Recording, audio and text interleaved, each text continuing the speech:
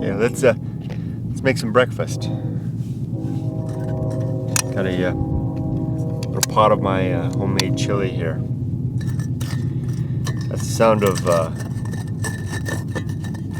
freight train just passing up by Klondike up there.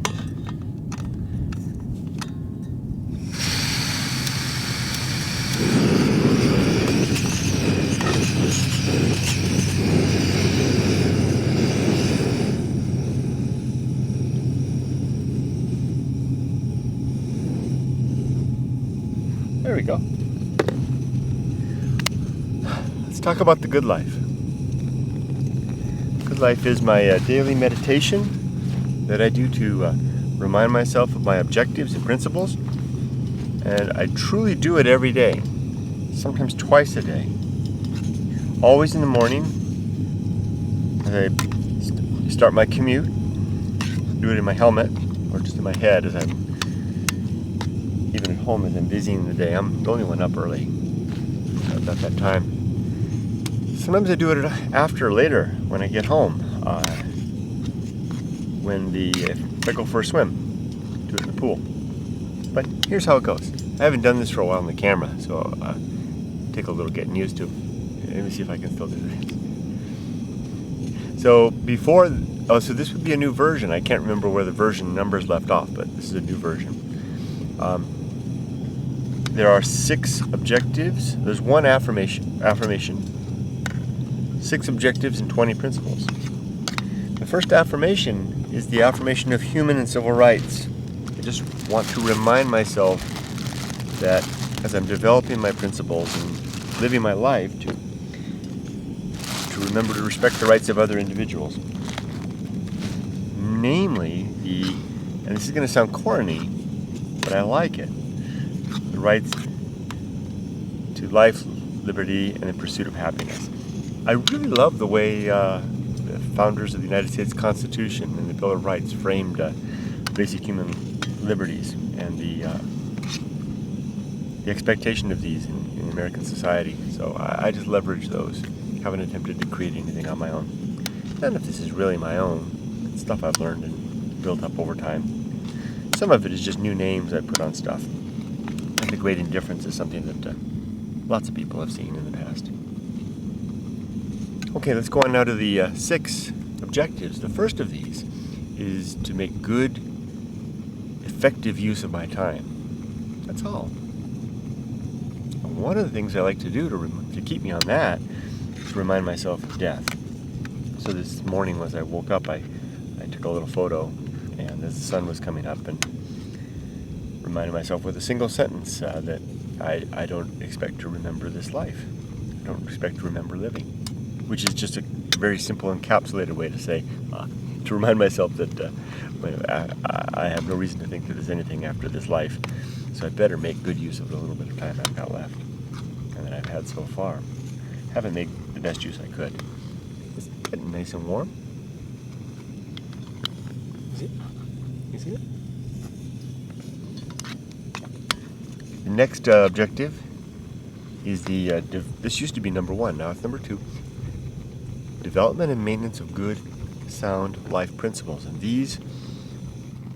that's warm enough. These are the 20 that will follow. And it took me quite a while to put those together. It was an effort of it wasn't really trial and error so much as like poking around in the desert looking for stuff. Find little things that built from the experience of 50 odd years of life. It's really important to me that I spend time examining those. That's why I do this every day, is to remind myself of my principles. Because I want to find out if they're comprehensive and also if they're wrong, if they're in error.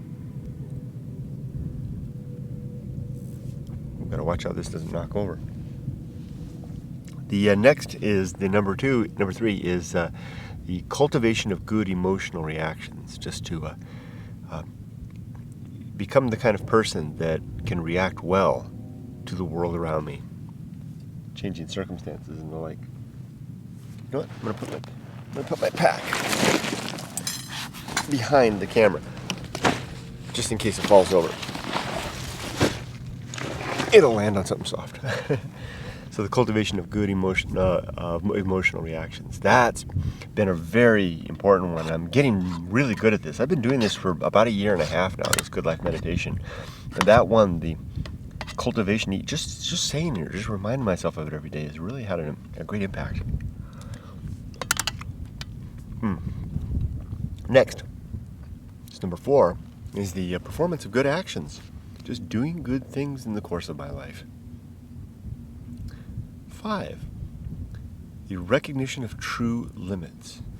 Trying to see where the boundaries are of what I really do impact and what I control, what I affect, so that I don't worry excessively over circumstances that are outside of my control. Just take steps to make the world a better place, but keeping in mind the true limits of my executable control. That helps me to not get excessively worried about stuff that's outside of my control, like some aspects of my health. Well, it's so dry out here. The bread that I just took out of the bag is already getting hard. It's only been just minutes. Amazing. Next, number 6, last objective.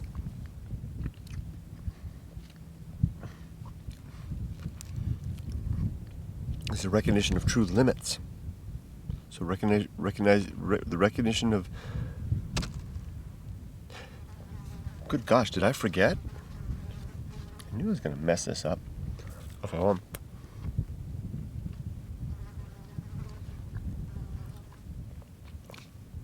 The one fly in the desert. The good use of time. Development and maintenance of good sound life principles, good emotional reactions, good actions, recognition of true limits, recognition of true opportunities. That's right, the last one. Try to see what really is out there. There's an opportunity for me to live better and to be a better man. And then make advantage of those.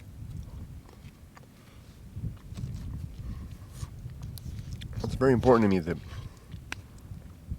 I move through life living in a virtuous manner.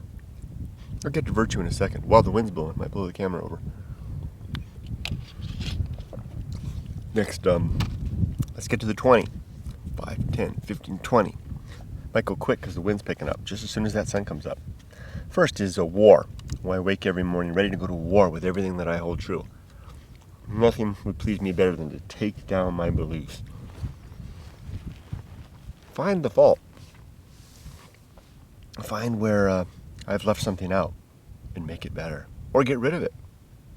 That would be fine to end the day with nothing to hold on to.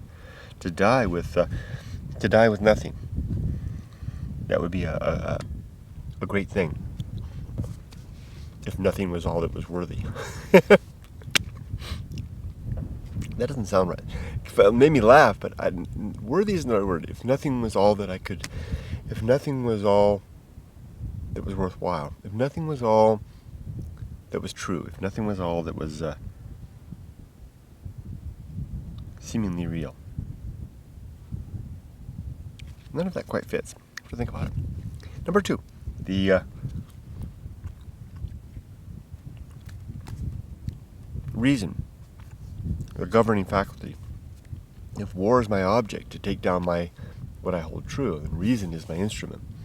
And the sub-principles of honesty and objectivity. So I try to live in an honest, objective manner, a life thinking manner, and use reason as my tool to discern what is true. Next is the homunculus. Funny word, describing the little man that lives inside of me. Right here on my head, kind of peeks out through my eyes. Yeah. And rides on top of all this biology. It's my consciousness. The piece of me that kind of steers the ship. I have to keep that in mind and remind myself that homunculus is just like a little candle flickering up there. And when I die, that homunculus will go out. and it won't continue. There's no evidence to believe that it continues.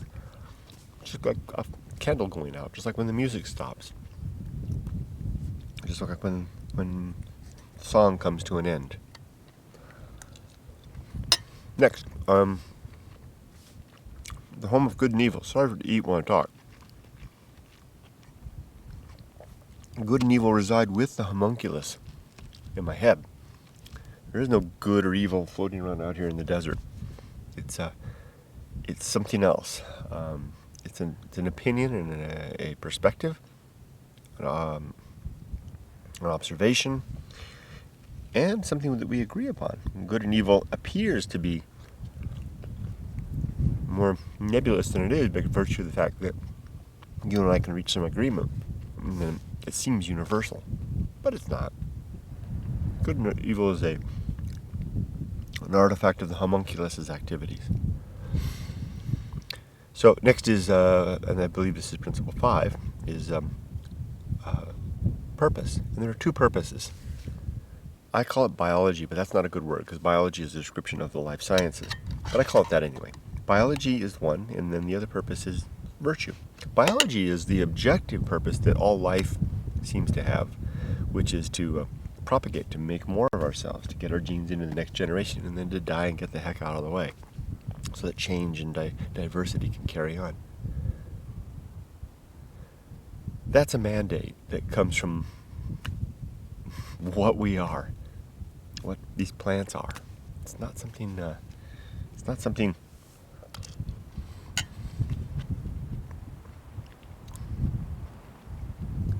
At least yet, it's not something negotiable.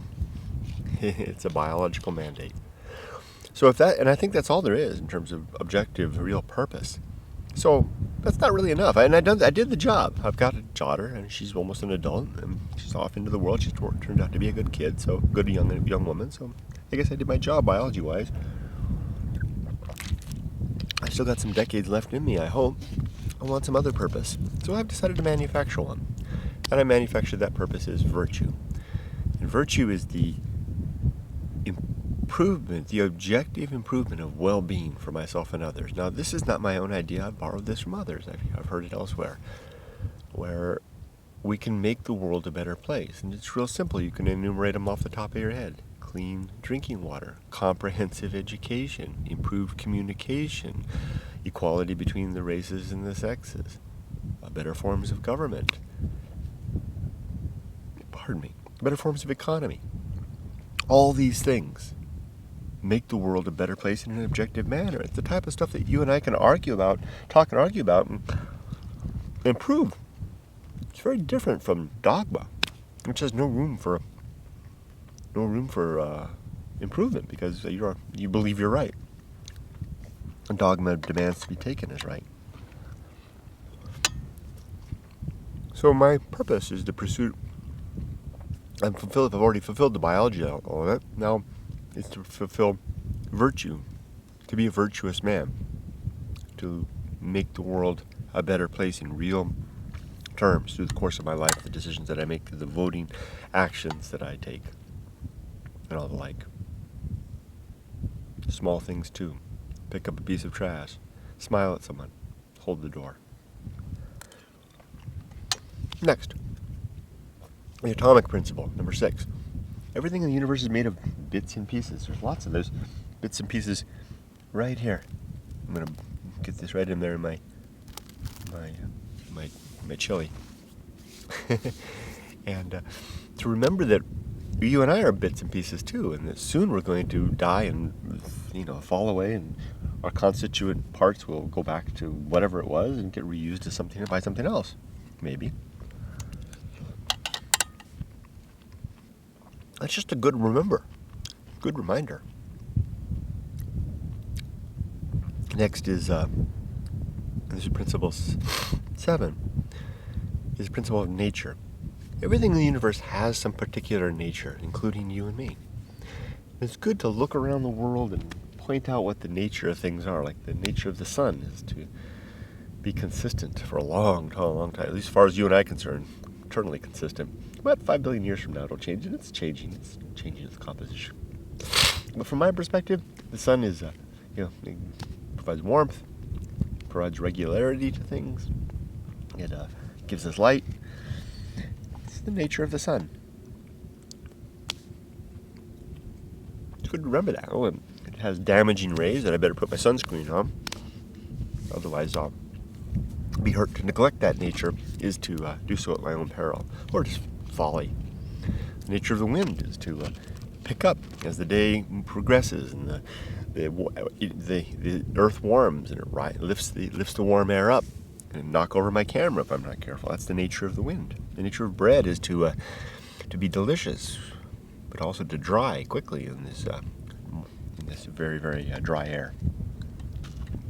Become a crusty crumbly, crackly bread. Crackly? And what is the nature of us?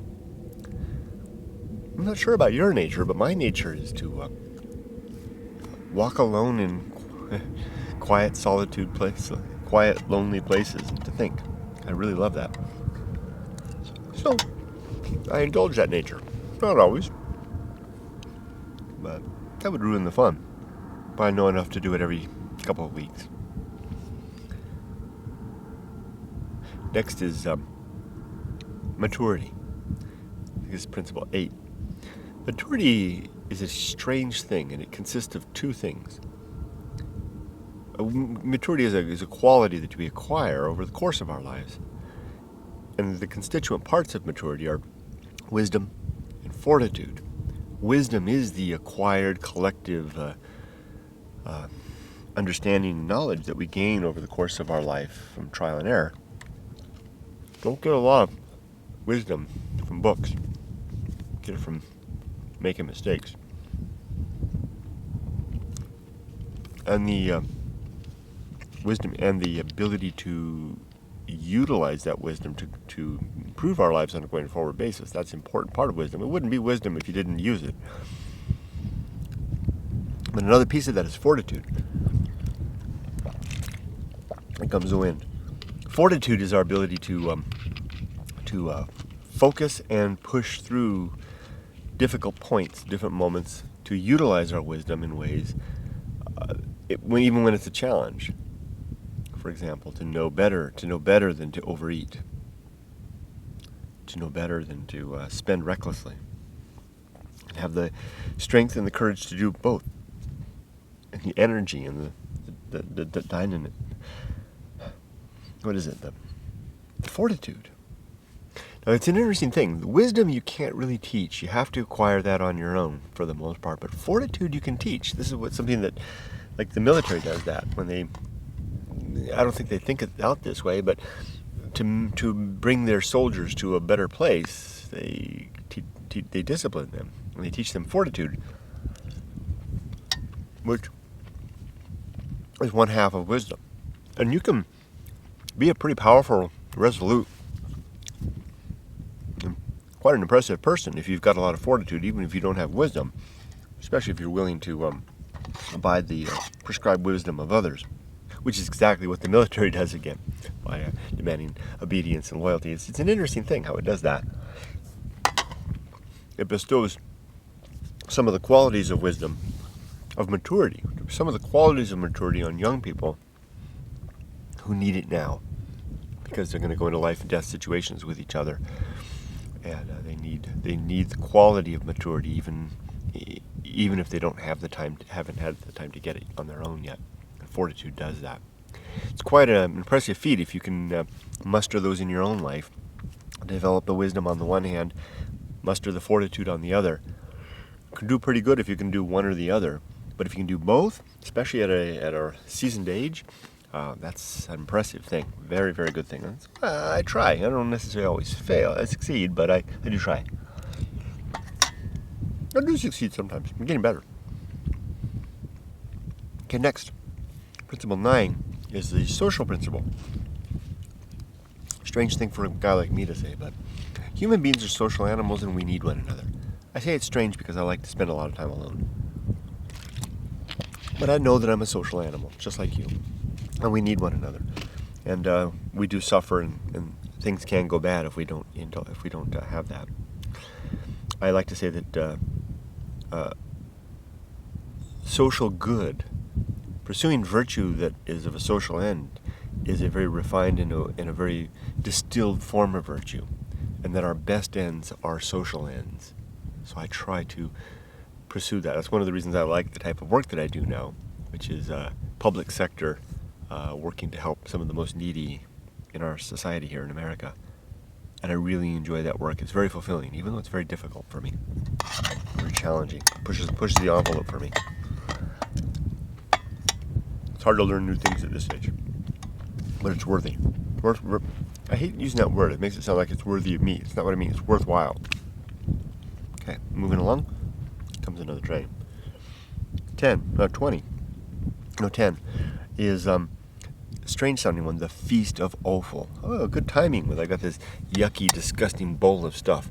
Now, offal, O-F-F-A-L, I think, is the waste of the butcher's art. So it's all the, all the scraps that the butcher's, butchering an animal, all the scraps and stuff and put aside. That's what gets used in sausages and the other thing, or maybe just gets thrown out. Just a waste and byproduct, the stuff that you really wouldn't want to eat, but you may find yourself doing otherwise. And that's exactly what I'm referring to here.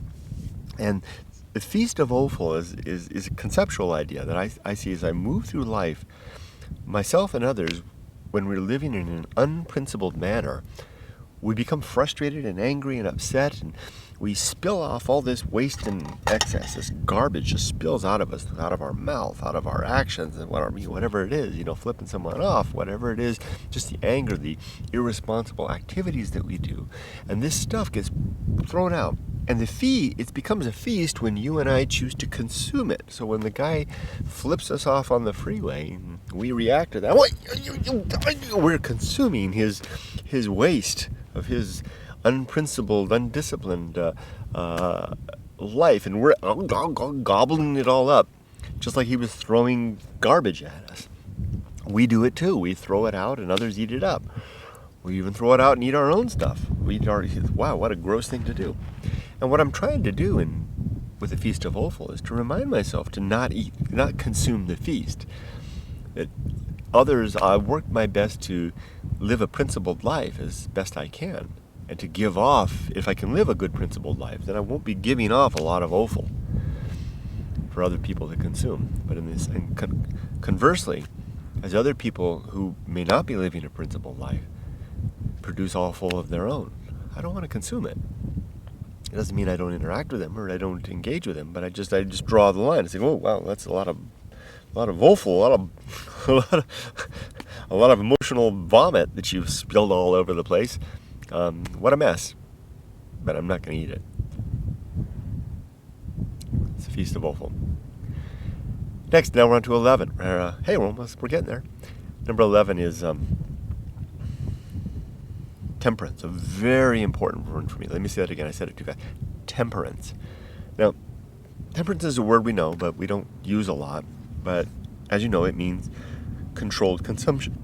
We usually think about it with regards to alcohol. So, I'll just have one drink, temperance society and the like. Excuse me. I like to apply the word temperance to any form of consumption, whether it be food, drink, consuming activities, work, play, and even consuming our emotions, love, hate, anger, whatever it is. Let's let the locomotive go by. I finish my breakfast.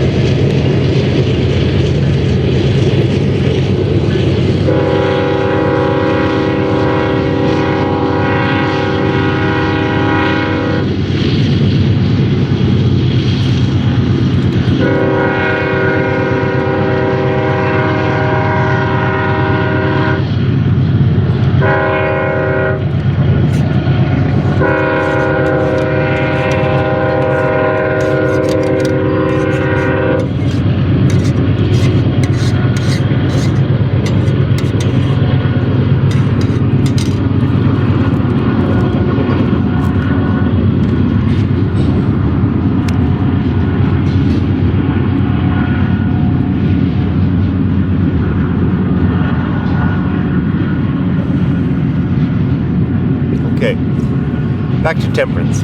Controlled consumption of all things. In particular, controlled consumption of emotions. When I feel emotion arising, when I feel anger rising in me, I sample it, I nibble it just a little bit. Taste it. Try to assess what it's coming from.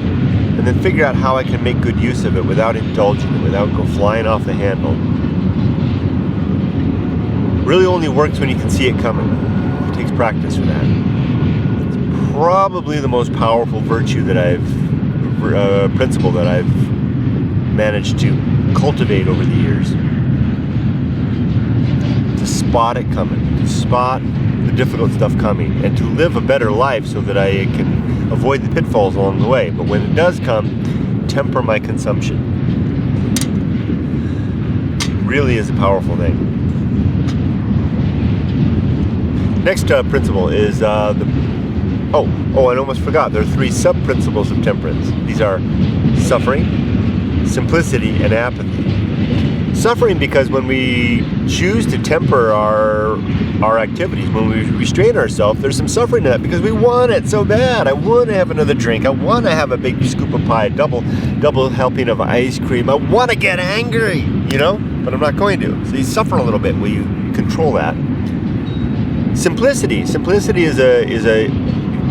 embracing a simple life is a way to make temperance a part of our life.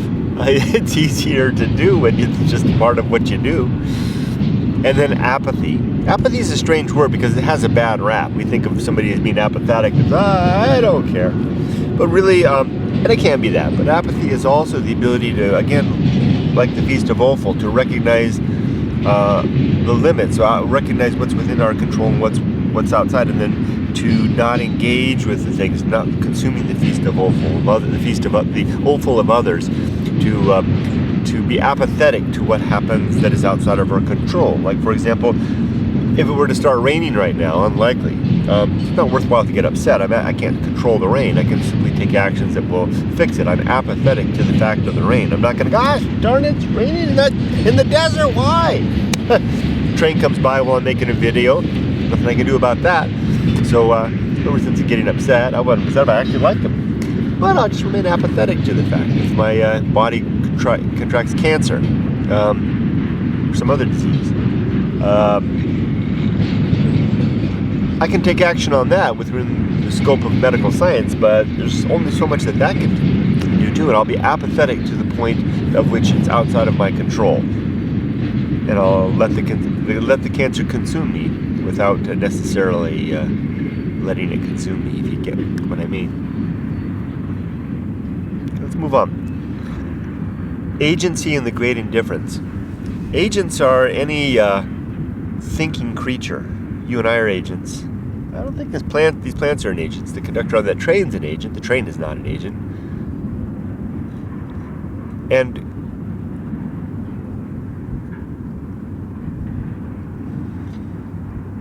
this contrasts with what I call the great indifference, which is the absence of agency. That's why I come out here to the desert, because there's very little life. When you can scrape away all the life, you're left with, let me show you what you're left with.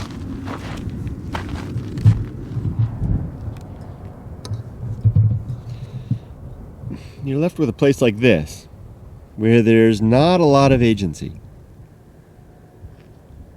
And there's a whole lot of indifference. This bare, rugged landscape just doesn't really give a damn about me or you or anything. I know some of us like to say that there's something to that, but I don't think there is. There's no evidence that there is. But these are agents, and the artifacts of agents, like this motorcycle, is an artifact of agency. It reminds me that of other agents. And so it kind of comforting, even though I'm all alone. Even this ruin over here is an artifact of agency. It reminds me of the people that once lived here. This was the old train station, the railroad station for this ghost town, which is Siberia, California. All that remains of the old ghost town. It's an artifact of agency, but the ruin, even as a ruined state, still has some of that agency to it. But when you get out past that, if I take out and start hiking into those mountains up there, that's the Deepwater Wilderness back there, up into the Bristol Mountains, you get to a place where there's absolutely no reminder of humanity. And there's very little reminder of agency. Get up past those hills right over there and go up over the other side, and it's a waste, it's badlands out there. It's like a moonscape. And what you're left with is that stark, great indifference. This fire pit is an artifact of agency. So there's this complex play between agency and the great indifference that, for me, forms the background theme of my whole existence now. I see it everywhere, and I build a world of meaning out of what I've gotten in spite of the fact of indifference. So for me, the fact of the great indifference is not a downer. It's a motivating factor, strongly motivating factor. Let's continue on.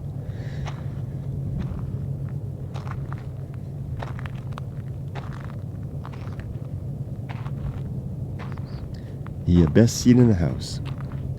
The best seat in the house is to not want to be anywhere else, not want to be anyone else, and not want to do anything, not to be doing anything else, but to be all right with just who I am. Another artifact of agency there.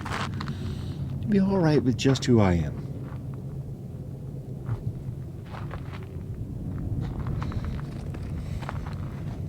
It's a frame of mind.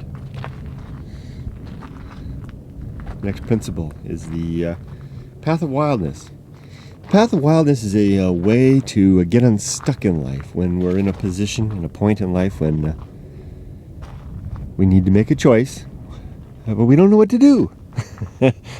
So it's a formula. So what you do is just think about how much time would be a reasonable amount of time to give yourself to make the decision, and then begin thinking, collecting facts.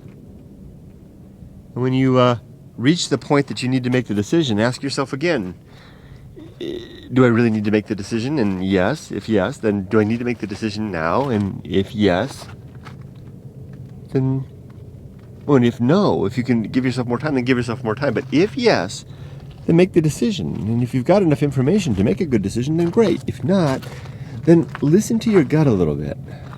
Allow yourself to be informed of your gut, because sometimes it's a good thing to move forward. Now the train is up at Klondike. It's the next ghost town up. Not really a ghost town, a water stop, really. On the Mojave Grade here. That's what the train's climbing. Let me get back to it. It's a worthwhile thing to be able to make a decision,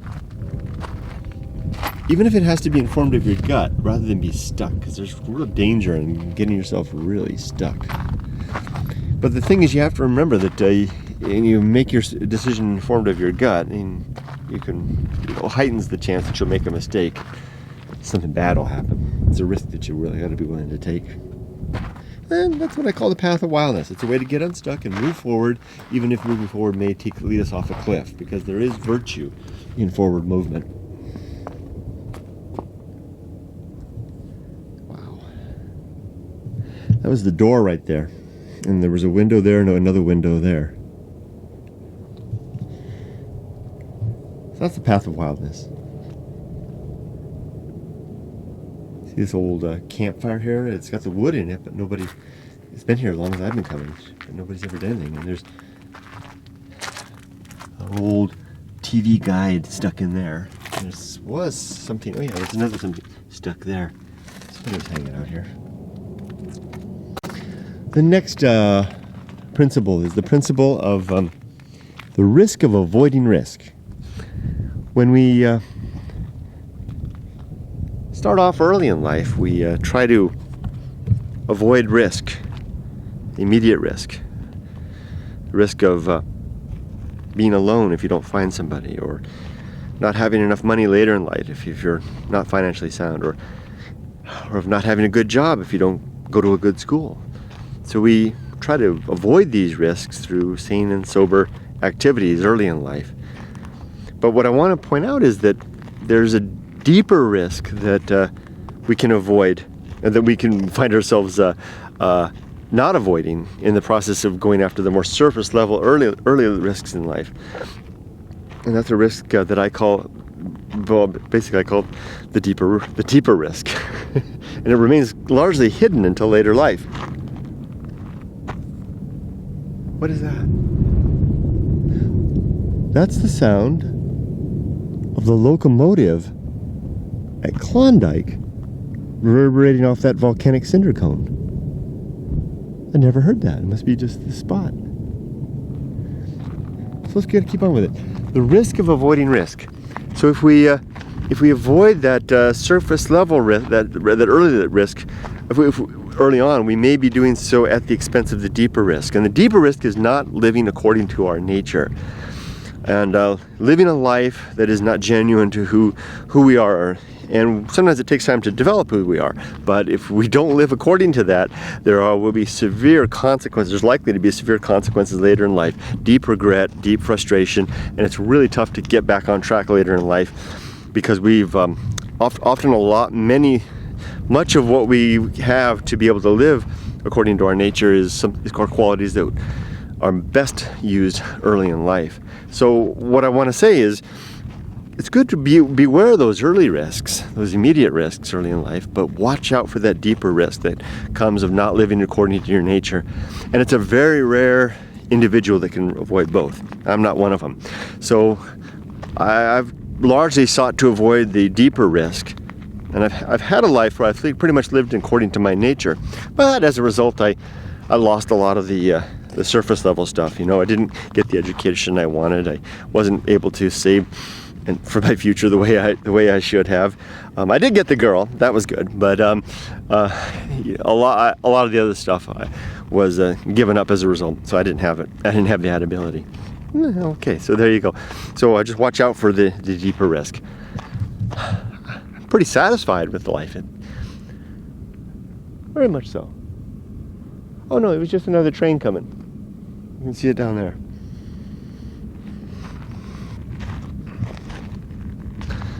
So we're getting close to wrapping up here. So that was the risk of avoiding risk. The next is sin and damnation. There are basically, in my little worldview, there are 5 sins. They're really the same thing. I've just kind of broken them off into 5 different qualities of the sin. The first is falsity, and that's really what the whole thing is, falsity. Not living according to our nature. It comes right back to that great risk that I was talking about. And falsity, the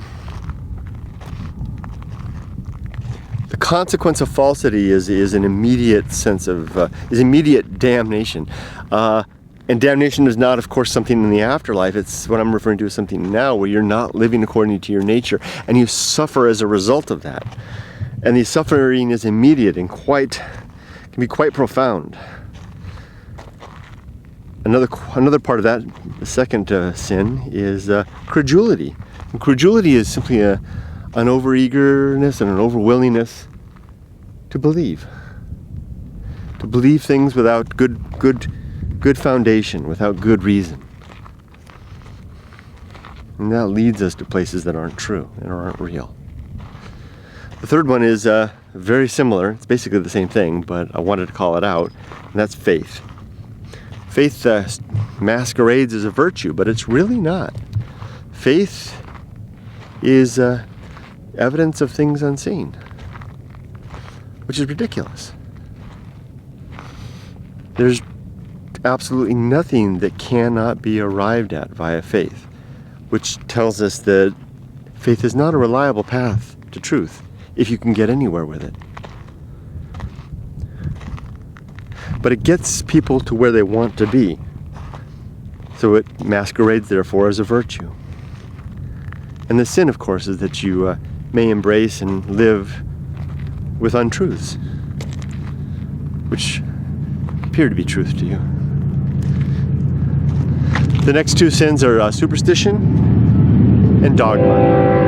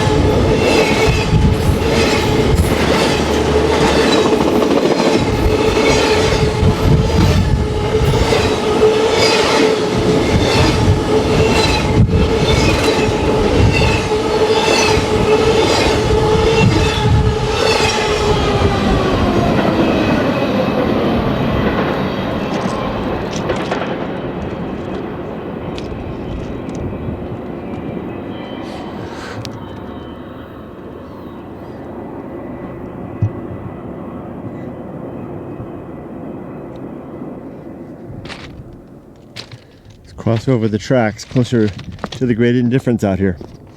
So falsity, credulity, faith, superstition, and dogma. 5 faces on the same thing. Basically, kind of a fearful willingness to believe whatever will give us comfort, and to live a life that isn't therefore very true. Very, very dangerous thing to do. Consequence is very grave if we keep it up. I use these words, with great reservation, but I think it's true. If we keep it up, over time we eventually become a monster, having given up ourselves to something that isn't true. What is that? So almost done now. Next is a complete oblivion. When we die, there appears to be no final reunion, no final reconciliation, and no final justice. There's no good reason at all to believe, look at a lizard, that there's anything after life. It appears that when we die, that's it.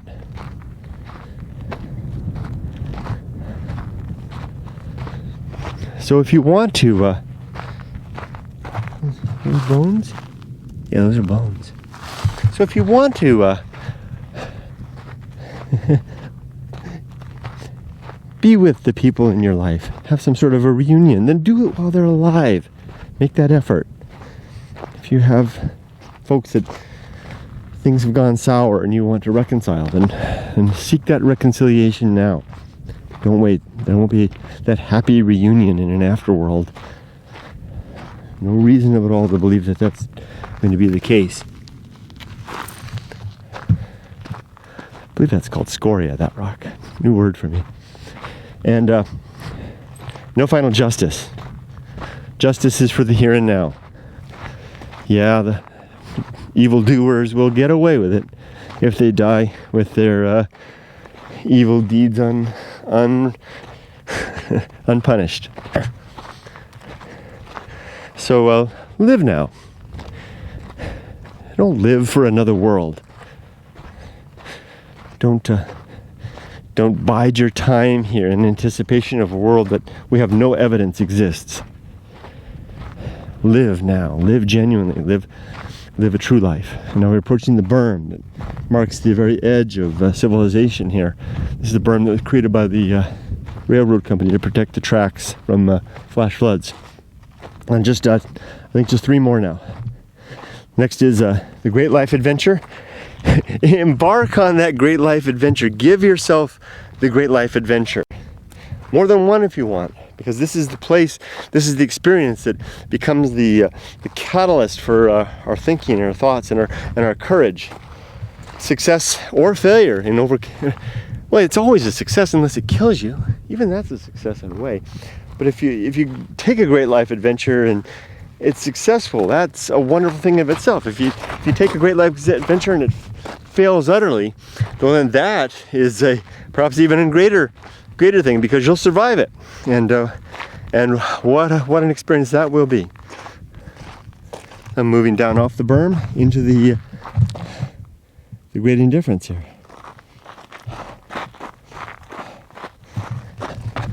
This is a little mini Great Life Adventure starting right now. And 2 more. The season of philosophy. If you give yourself a Great Life Adventure and you allow yourself to live according to your nature, then later in life you'll have an opportunity, if you're lucky, to record what you've learned. But do it when the muse arrives, when the chance comes, because if you don't, the words will soon probably fail, and your mind will, as your mind fails too. Take advantage of that opportunity while it's here. And finally, arena and utility. Every circumstance in life is an arena for the execution of our principles, in the pursuit of our objectives, and the living of a better life. Every principle is a utility that we can use to muster ourselves to better living. And every day a new opportunity to use these. And here we are at the very edge. This is where the desert begins. Beyond me here, back there, that's the deep water wilderness. I'm not going to go too far, just a little ways in. I'm going to shut the camera off and have a little great life adventure right now. Let the words come. Because it is my season of philosophy now. And I don't use that word in that highfalutin sense. Philosophy is just an understanding of what I've come to learn. This is my season now. And I hope that by sharing a little bit of my experience and my ideas is what I call the good life. And maybe, hopefully it'll be helpful to anyone that might see if they're having a mind to do so. Thanks for watching this long video. Oh my gosh.